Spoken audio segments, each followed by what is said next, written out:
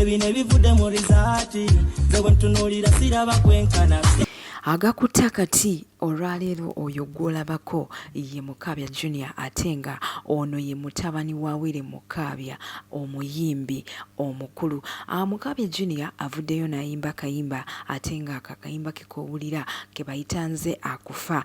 Omwami ono awangalira mu South Africa ate nga gy'asinziira n'abeera ng'akwasaganya emirimu gye gya music. Yagambye nti ye okuyingira mu entertainment industry kino yakikoze okwagala okukuuma legacy ya kitaawe ate kireme okubeera nga ekitone kifa.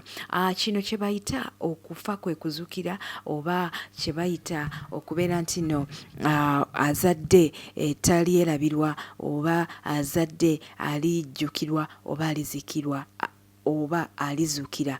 Omwana wa Mukabya omukulu Mukabya Junior naye asazeewo okubeera nga ayingira mu entertainment industry ate nga atandise n'akayimba ke akaraga akanza kufa. Akayimba kano kawandiikibwa Chosen Blood ate ne kaproducingibwa Big Devi. Ekigambibwa nti no omwana ono bamutaminga nga omuntu alina talent enene ennyo esinga neya kitaawe. Gwe wenna amulaba oyinza okubeera tamumanyi naye kyenkakasa nti kitaawe ye olabika omumanyi ddala bulambalamba. Okuzzaayo emabega mpozi omwami ono Mukabya yatandika okuyimba mu mwaka gwa 1987 ate nga yawandiika kadongo kamu n'akayimba akayitibwa Mukuliko omwaka ate nazzaako abagisu n'embalu. Mukabya yali ayimbira mu kibiina kye bayita Picking Festac. So kati ne mutabani we asazeewo okubeera nga yeeyunga mu lugendo olw'okubeera nti nno afuuka musician owakabi. Omwami ono awangalira South Africa ate nga gy'akakkalabiza emirimu gye poza ate nga akolera ku technical department eya Super Sport. Agamba nti ye kyayagala kubeera nga alaga abantu oba Abannayuganda naddala ku bintu bino eby'endongo. Ayagala bakakasi nti no si taata we yekka ye yali amanyi okuyimba naye ate naye ekintu oba ekitone akikubidde waggulu nnyo. Yakutteko n'abawandiisi ab'amaanyi nga Chosen Blood ate nga Chosen Blood awandiikidde abayimbi ab'amaanyi obuyimba bungi nnyo omuli Winnie Nwaji omuli Vinka kwegamba ate n'abeera ng'akwata ne ku mwana mulenzi ono Junior Mukabya okubeera nti no asobodde okuggyayo akayimba ke nze kufa nga bw'okawulira. Girl, I'm gonna seek for your attention now. Baby, ne bivudde mu rizaati ze bwe ntunuulira siraba kwenka. Bozate omwami Big Eye n'omukyala Catherine Kusasira bavuddeyo ne balabika nga abaagala okwetondera audience abantu babeere nga babasonyiwa kwebyo bye bakola mu biseera by'akalulu oba kiyite ekiseera kya NRM. Newankubadde Catherine Kusasira tayagala kikkiriza nti balina okwetonda, agezezaako okubeera ng'ayogera nga bw'agamba nti omwana bamuleke apafominge biri byaliwo byali byakalulu.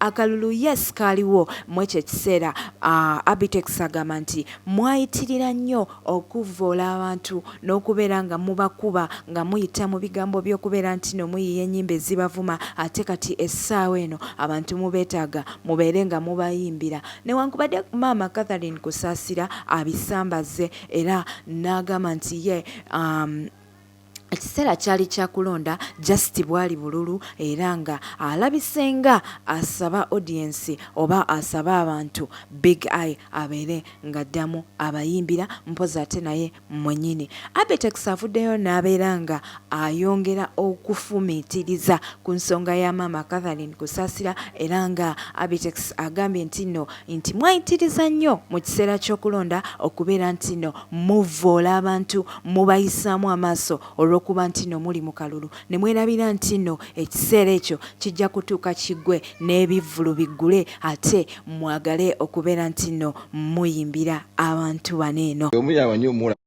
Ebintu bino byawukana buli omu yamanyi omuwala gwe gye guli, so gamba buli muntu waali walabira enjuba n'omuki n'omusana. Tulina okuba ffenna nga twereka mu mbeera y'okuba nti buli muntu abeera ku ludda lw'abeerako. Embeera y'ebyobufuzi yaggwawo, Bobi Wine alina okuddamu okuyimba. Kyensuubira ekyali kimulemeseza okuba ng'ayimba ndoza kyali kubeera nti twali byali budde bwa bifuzi ate nga tuteeka mu music kati buno obudde bwa kuba muziki ebintu bino byawukana beerabanga batakyalina future mu kuyimba kwe Uganda bo balowooza nti ssente ze bagenda okubawa mu gavumenti eno ze zigenda okubamala songa ekyo baba baabala kifu artist wa bbeeyi nnyo talina bbeeyi yonna gyazitowa ng'asobola okukola ssente buli lunaku n'ekirala bangi nnyo abawagira NRM nga bakola emirimu gyabwe ng'era gitambula bulungi nnyo kuba ebyobufuzi kazannyo olina okumanya bw'ozannya enzannya y'ebyobufuzi ey'omwami gwe bayita Big Eye ne kusaasira bagiteekamu amalala ekisooka bannayuganda bo balowooza sayidi gye baliko ebanyigiriza ate buli kaseera ne babeera nga basoomooza bannayuganda kuba bannayuganda kyekigambo ekituufu baagala change era bwe balaba omuntu yenna yenna abalinnyira mu change bamunyiigira nnyo kuba wali aba NRM besigenda kwogerako mannya wano nga bakola tebabakuba bucupa era amagezi gembawa balina kukwata mpola bannayuganda babasonyiwe kubanga kkooti y'abantu ekyali nyiivu gye bali ne Bebe Cool statements zaabwe ze zibakubya ku stage. Jabukeredde mama wa Chosen Becky akedde n'ayogera ku Chosen Becky engeri gye yatandikamu okuyimba omwana ono ansanyusa nnyo akikubidde waggulu nnyo ate nga emabegakaawo weeks nga 2 twamulaba nga tutte mama we e Germany mu Brussels mu Sweden kwegamba n'abeera nga amulenyesa ennyonyi era nga amutambuza mu bitundu eby'eggwanga. Chosen Becky agamba nti nno ye bwe yakola yali ayagala kubeera nga asanyusa mama we of which nti akyebaliza Katonda nti akimutuusizaako. Chosen Becky ono agamba nti yeebaza Katonda olw'okubeera nti namutuusiza ku buwanguzi n'ekyo kye yali ayagala kwe kulaba nga maama we amuwa essanyu erisinga okuba ery'amaanyi. Era Chosen Becky yayogedde ku makya ku zimu ku television ezisinga okubeera ez'amaanyi n'agamba nti ye ekirooto kye kweraba ng'ali mu bufumbo nga she's a serious mother with a serious man ate nga balina n'abaana baabwe nga basanyufu ng'emirimu gitambula ye bwe bulamu bwagala okulivinga. Mama wa Chosen Becky ayongerezaako n'agamba nti nno okuva lwe yazaala muwala we yamulaba nti nno ajja kubeera amwenyumiriza. Nasanyuka kale olunaku lwe nasanyukire oluyimba lwe ng'amaze kungulira TV ne ndulabira ku TV eyo eyange. Awo twasanyuka twawoggana twasinza ne yansuubiza omusala ogusooka agula TV. Naye nga nagenda nga wa neighbor nga nkubira nanga maama bajja kusako oluyimba ku TV gundi sawa bweziti. Ningende wa neighbor nga nali n'abantu bangamba naye kati nze Katonda nsaasire ngeje sali nga nnyoza abalokole. Nanyumirwanga naye nga sibeera nnyo mukyamufu. Olunaku lwaleero ng'omukyala eyabadde wa raasa eyeekubyeko zitatu za raasa eyeekubyeko ebifaananyi ku ntumbwe oluvannyuma lwa raasa okubeera nti no baddiŋŋana ne mukyala we Angel gwe yayanjula ebbanga eriyiseeko ate nga baneeno babadde n'obutakkaanya boogerebbwako ku internet okumalira ddala akaseera basazeewo babeere nga baddiŋŋana. Poza ate omugole raasa gwe yafunye ye ali mu maziga nga buno obulumi atandise okubuteeka ku status kwassa ne ku TikTok nga yeevuma abasajja. Naye abawala kiki ekibawuuba? Omusajja tannaba kuwasa tannaba kwanjula kiki ekikwekubisa ebifaananyi ku mubiri gwe ate ng'okimanyi omusajja yayanjula omukyala omulala. Obutakkaanya bubeerawo mu maka naye nammwe mwanguwa nnyo. Abasajja abalina ssente bannange muzibye abakyala amaaso. Posa ate abala bonita okwagala okulaga abantu nti nno tebaggwangamu n'okubeera nti nno bye baboogerako babisambajja. Omukyala Eva mukwano gwa Rehma ate ng'ono y'omu ku bazanyi mu Ebonies avuddeyo ku mitimbagano mpozi ate ne mu ma TV ag'enjawulo n'abeera ng'alambulula ensonga y'okubeera nti nno Ebonies yaggwamu n'agamba nti nno Ebonies teggwangamu okuva lockdown we yaggwa recruitinze abaana naddala abagala okubeera nga boolesa ebitone byabwe n'okuzimba career zaabwe mu acting ate nebeera ng'ebayingiza.